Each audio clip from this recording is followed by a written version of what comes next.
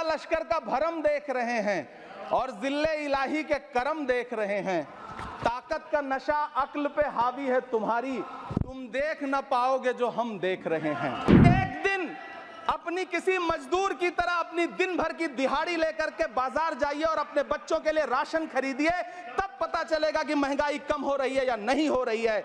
यवतमाल का वो दाभड़ी गांव जहां 20 मार्च 2014 को वो किसानों के साथ चाय पर चर्चा करने गए थे, उसी यवतमाल में पिछले 6 महीने में 132 किसानों ने आत्महत्या की है। मेरा बहुत भावुकता के साथ देश के प्रधानमंत्री से सवाल है कि इन उजड़ते हुए मकानों और बेघर होते हुए घरों को देख करके आपको नींद कैसे आती है, आप सो कैसे पाते हैं। 83 मिनट 71 बार थपथपाई गई मेज, 14,417 शब्दों का बजट भाषण और उस बजट में अपने लिए राहत तलाशती मिडिल क्लास की हैरत ज़दा आंखें।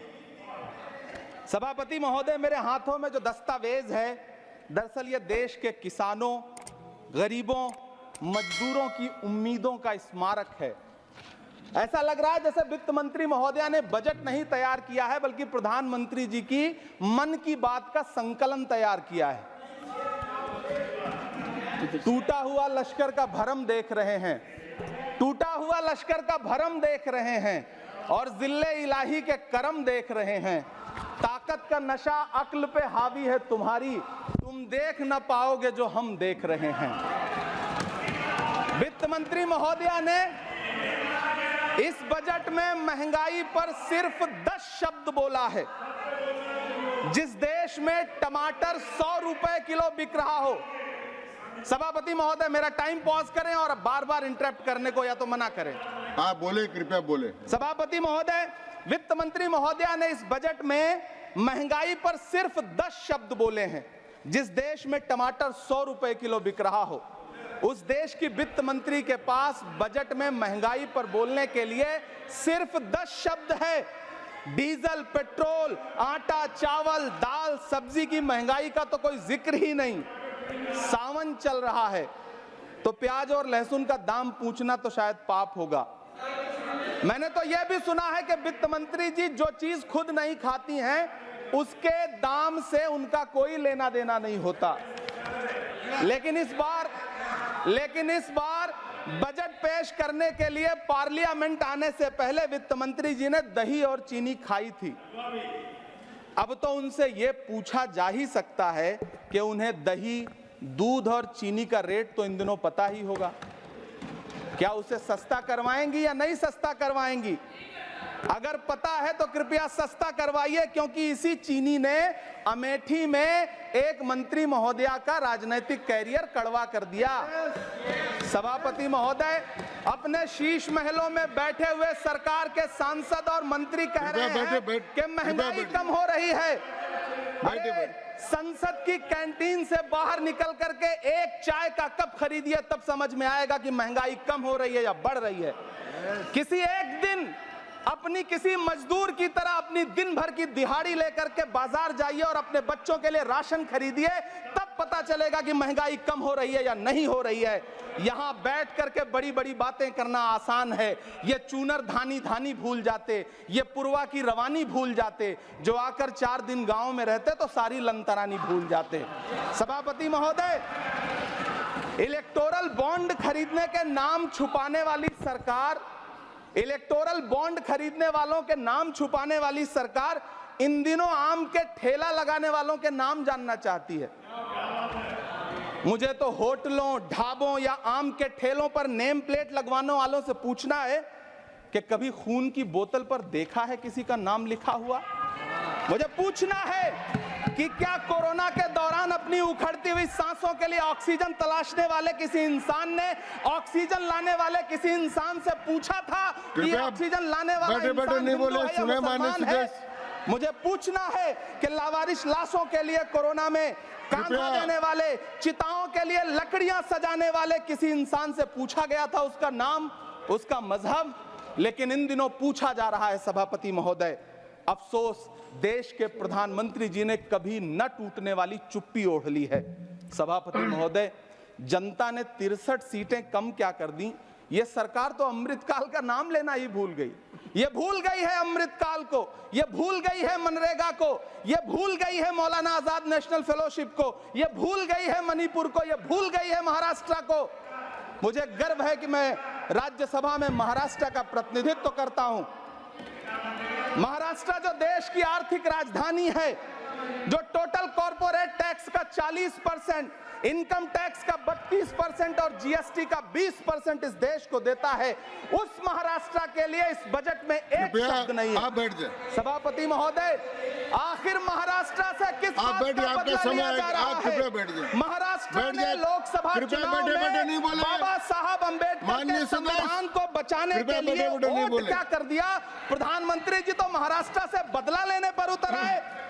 अब तो शायद उन्हें याद भी ना हो यवतमाल का वो दाभड़ी गांव, जहां 20 मार्च 2014 को वो किसानों के साथ चाय पर चर्चा करने गए थे और उनकी किस्मत बदलने के सपने दिखाए थे।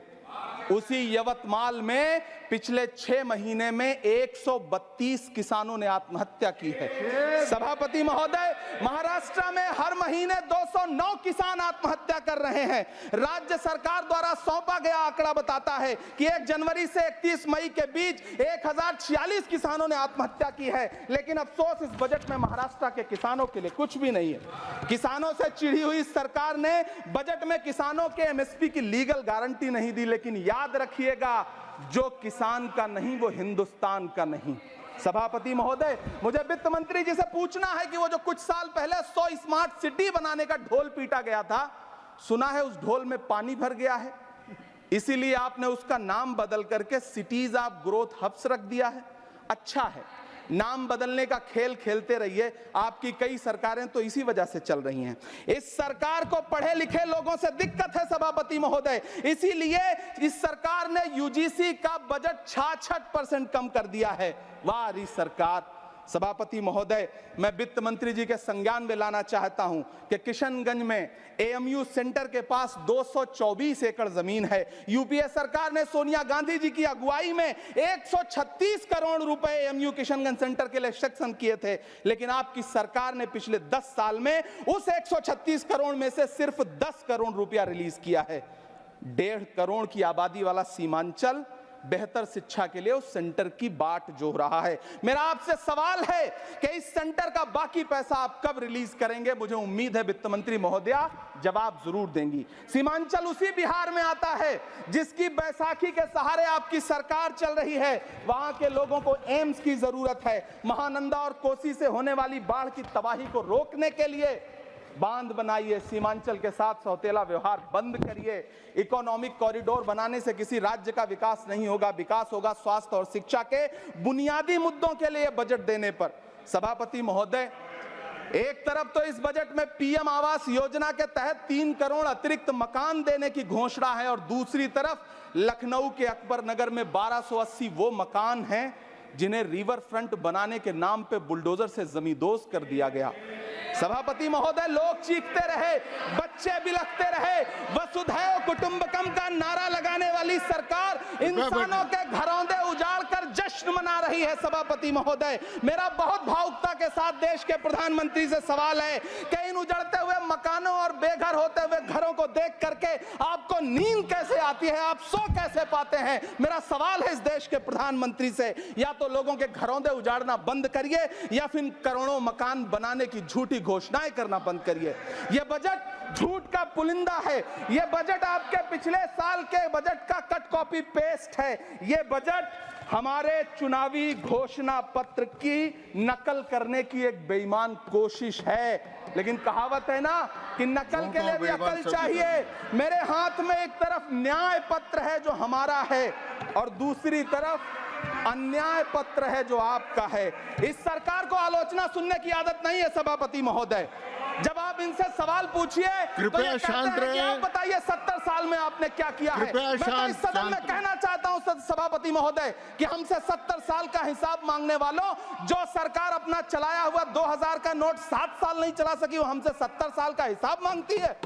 सभापति महोदय, मैं अंत में आपसे यह कहना चाहता हूं, यह बजट बैसाखी पर टिकी हुई सरकार का कुर्सी बचाओ बजट है। इस बजट में राज्यों के साथ, किसानों के साथ, नौजवानों के साथ, महिलाओं के साथ, देश के मिडिल क्लास के साथ अन्याय किया गया है और इस अन्याय का खामियाजा आपको महाराष्ट्र, हरियाणा और झारखंड के चुनाव में भुगतना पड़ेगा।